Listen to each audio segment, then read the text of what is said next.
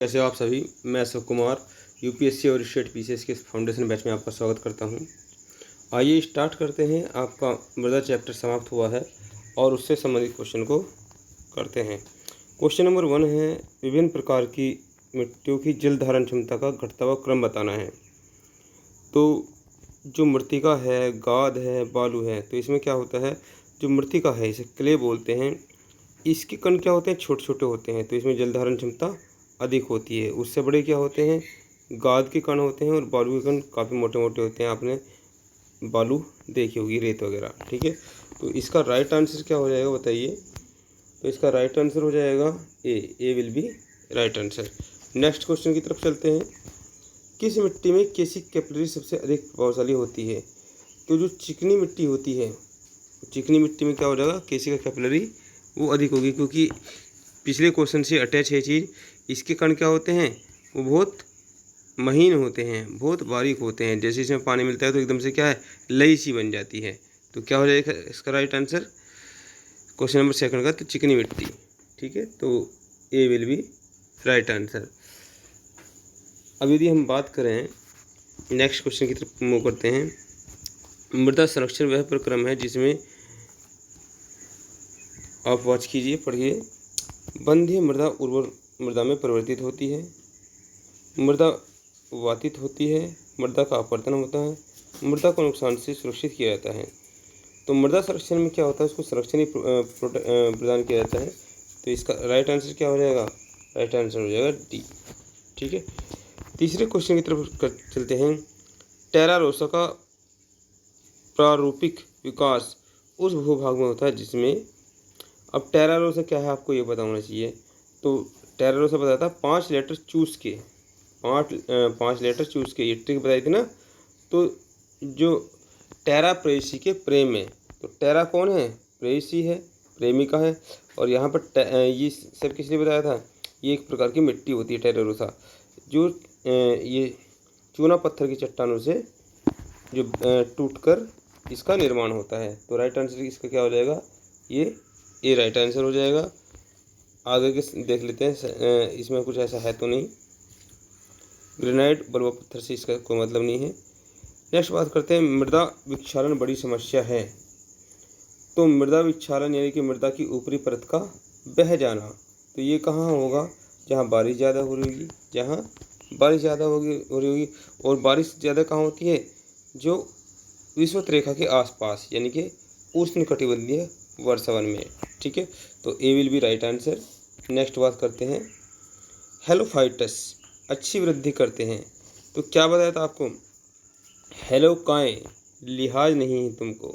ठीक है, हेलोकाएँ लिहाज नहीं है तुमको, तो वो क्या है, वनस्पति की बारे में ट्रिक बताई थी। तो हेलोफाइटा अच्छी वृद्धि कहाँ करते हैं, बताइए जल्दी से। आपको ट्रिक याद आ गई होगी, हेलोफाइटा अच्छी वृद्धि कहाँ पर करते हैं, क्वेश्चन नंबर 6। ठीक है, 5 सेकंड का समय दिया जाता है आपको। कहाँ करेंगे, सबसे पहले ये बताया था, हेलोकाएँ, हेलोकाएँ लिहाज नहीं है तुमको। ठीक है, तो क्षारीय मृदा। ठीक है, क्षारीय मृदा आपको बताया था, क्षारीय मृदा में हेलोफाइटा अच्छी वृद्धि करते हैं, एक प्रकार की वनस्पति है। क्वेश्चन नंबर 7, निम्न में से कौन से मृदा में नाइट्रोजन को बढ़ाते हैं। जंतु द्वारा यूरिया का उत्सर्जन। नाइट्रोजन जो मनुष्य पेशाब करता है, जंतु पेशाब करते हैं, तो उसमें क्या होता है, यूरिया होता है। ठीक है, उसमें क्या होता है, यूरिया। और यूरिया किससे बनता है, अमोनिया के डाइजेशन से बनता है। ये भी आपको पता होना चाहिए, साइंस जल्दी स्टार्ट होगा आपका तो उसमें आपको पता चल जाएगा। ठीक है, कैसे अमोनिया से यूरिया बनता है। तो यहाँ क्वेश्चन क्या कह रहा है कि कौन सा मृदा में नाइट्रोजन को बढ़ाता है। तो पेशाब कहाँ जाएगा, वो मिट्टी में जाता है। ठीक है, तो वो नाइट्रोजन को बढ़ा देगा। हाँ ठीक है, बढ़ा देगा। तो मनुष्य द्वारा कोयले को जलाना, कोयले को जलाने से क्या, उसमें तो कार्बन प्राप्त होगी, उससे कोई मतलब नहीं है। वनस्पति की मृत्यु, जब पेड़ पौधे मर जाएंगे तो वो भी तो क्या है, वो भी तो मिट्टी में मिल जाएंगे। तो 1 और 3 इसका क्या हो जाएगा, राइट आंसर हो जाएगा। देख लीजिए 1 और 3 कहीं आपका है, तो C will be right answer. Next की तरफ बात करते हैं, मिट्टी की प्रजातियों, मतलब 2 कथन दिए हुए हैं, इसमें से सही और गलत देखना है आपको। मिट्टी की प्रजातियों में से मृत्तिका अधिकतम जल धारण करती है, हाँ करती है भाई, छोटे कण हैं इसलिए जल धारण करती है। मृत्तिका में रुद्राकाश बड़े आकार के हो जाते हैं।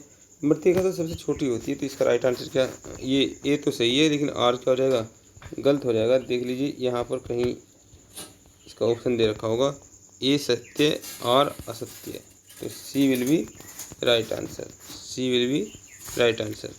नेक्स्ट की तरफ मूव करते हैं। भू संरक्षण की परिरेखा बंधन विधि का प्रयोग कहाँ के लिए होता है? भू संरक्षण की परिरेखा बंधन विधि का प्रयोग कहाँ के लिए होता है? Question number 9। प्रबल पवन क्रिया के अधीन मरुप्रांत में नदी प्रवाह के सन्निकट अपतरण को बढ़कर फैलाने की संभावना उपयुक्त में से कोई नहीं। तो भू संरक्षण के लिए तो इनमें से कोई भी ऐसी बात नहीं है कि इसका हो, तो इसका राइट आंसर क्या हो जाएगा, डी राइट आंसर हो जाएगा। ठीक है, नेक्स्ट की तरफ मूव करते हैं। ये बड़ा आसान क्वेश्चन है, इसकी ट्रिक आपको बता दी थी। 5 लेटर चूज के, ठीक है, उसी का ध्यान रखना है।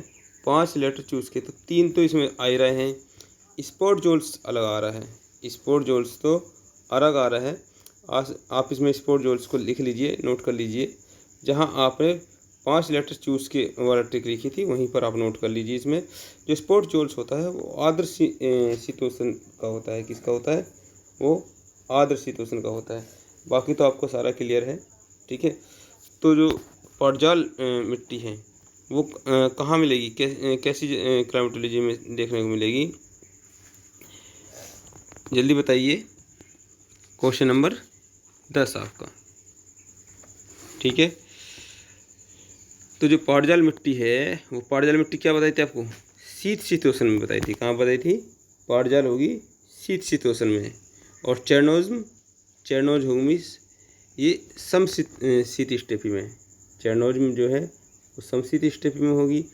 और जो लेटराइट है वो उष्ण आर्द्र में।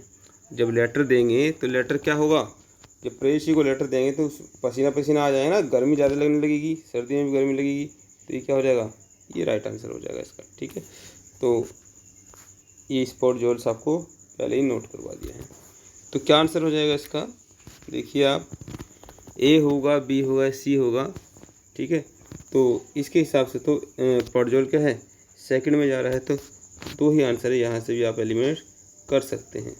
ठीक है, ये A will be right answer.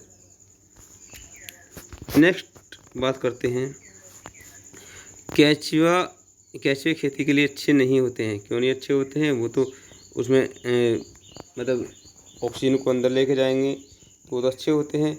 मिट्टी को खाएंगे, मिट्टी को ही क्या है, मलमूत्र के रूप में त्यागेंगे, तो क्या है, वो भी कहेंगे मिट्टी को महीन कणों के रूप में परिवर्तित भी कर देते हैं। तो क्या कह रहा है, केचुआ खेती के लिए अच्छे होते हैं। ये तो इंजीनियर होते हैं मिट्टी के, सॉइल इंजीनियर बोलते हैं इनको। तो क्या हो रहा है, ये तो सही है। केचुआ ये सही नहीं है ना, ये तो इसने क्या कर दिया है, ये तो खेती के लिए अच्छे नहीं होते, नहीं जो लगा दी, ये गड़बड़ कर दी इसने। केचुआ मिट्टी के लिए महीन कणों प्रवृत्ति कर देते हैं, हाँ ये कर देते हैं। यानी कि ए, देखो ए कहाँ गलत बता रहा है, तो ए गलत है, आर सही है, तो D will be right answer. ठीक है, ए गलत है और आर सही है। ठीक है, तो नेक्स्ट क्वेश्चन की तरफ मूव करते हैं। कृषि मृदाओं के संदर्भ में निम्नलिखित कथनों पर विचार कीजिए। क्या कथन कह रहा है? मृदा में कार्बनिक पदार्थ का उच्च अंश इसकी जलधारण क्षमता के प्रबंध के रूप में कम करता है। कम नहीं करता है, तो बढ़ा देता है। तो पहला तो गलत हो गया। गंधक चक्र में मृदा की कोई भूमिका नहीं होती। क्यों नहीं होती गंधक चक्र में मृदा की भूमिका? जो चट्टानों में सल्फर होता है वो तो इसमें महत्वपूर्ण भूमिका निभाता है। ठीक है, कुछ समावधि तक कुछ कृषि भूमियों के लवणीय भवन में योगदान कर सकती है। कुछ समयावधि तक सिंचाई कुछ कृषि भूमियों के लवणीय भवन में, हाँ जब ये ज़्यादा सिंचाई करोगे तो लवणीकृत भूमि को बनाएगी ये। ठीक है, हमने जो आपको ये कल ही जो चैप्टर पढ़ा है उसमें इस बात को उल्लेखित किया है कि यदि कोई लवणीय भूमि है तो वो 2 प्रकार से डिस्टर्ब होगी। या तो उसमें क्या होगा, अम्लीयता का ज़्यादा हो जाएगा या क्या हो जाएगा, क्षारीयता का ज़्यादा हो जाएगा। यदि पीएच वैल्यू कितना है, यदि पीएच वैल्यू उसमें कितनी है, यदि पीएच वैल्यू 7.0 है तो क्या हो जाएगा, उदासीन हो जाएगी। यदि यहाँ पर है तो ये क्या हो जाएगी, अम्लीय हो जाएगी। 7 से ज़्यादा है और 7 से नीचे है तो क्या हो जाएगी, ये क्षारीय हो जाएगी, है ना, ये क्षारीय हो जाएगी। इसको सही करने के लिए क्या मिलाना पड़ेगा, चूना मिलाना पड़ेगा। और इसको सही करने के लिए क्या मिलाना पड़ेगा, ये आपको जिप्सम मिलाना पड़ेगा। ठीक है, ये हमने कल के लेक्चर में आपको बताया था। तो यहाँ से 3 तो सही दिखाई दे रहा है, बाकी 2 में वो सही बात नहीं कर रहा है। तो इसका क्या हो जाएगा, B will be right answer. तो 12 का बी क्या हो जाएगा, राइट आंसर हो जाएगा। ठीक है, नेक्स्ट क्वेश्चन की तरफ मूव करते हैं। निम्नलिखित में से मृदा से संबंधित है, तो मृदा से संबंधित ये चीज़ आप नोट कर लीजिए, इडेफिक है। क्या है, इडेफिक। मृदा से संबंधित क्या है, इडेफिक है।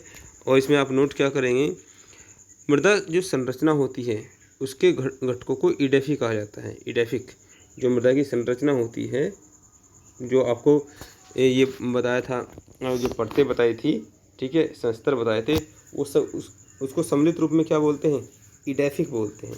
संरचना को क्या बोलते हैं, इडेफिक। तो जहाँ आपने वो लिखा था वहीं पर लिख लीजिए, जो आपने संस्तर बना रखे थे, ये ए संस्तर है, ये बी संस्तर है, ठीक है, ये सी संस्तर है, और यहाँ पर ये आपने ओ लेयर ऊपर की तरफ बनाई थी। तो ये सब संरचना को क्या बोलते हैं, इडेफिक बोलते हैं इस स्ट्रक्चर को। ठीक है, तो इसका राइट आंसर क्या हो जाएगा 13वें का, ये इडेफिक हो जाएगा। ठीक है, तो मृदा जो भारतीय मृदा संबंधित जो क्वेश्चन आपको दिए हुए हैं वो नेक्स्ट लेक्चर में कराएंगे। वीडियो लंबा हो जाएगा, आप ऑब्जर्व नहीं कर पाएंगे, इसलिए इसको यहीं पर क्या करते हैं, समाप्त करते हैं। तो मिलते हैं नेक्स्ट लेक्चर में। धन्यवाद।